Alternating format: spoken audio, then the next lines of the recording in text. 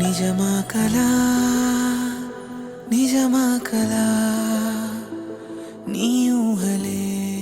ఏమేంద్ర అలా ఉన్నావు? నీకు తెలిసిందే కదరా, డబ్బులు లేకపోతే ఇక్కడ ఎవరికి వాల్యూ ఉండదని.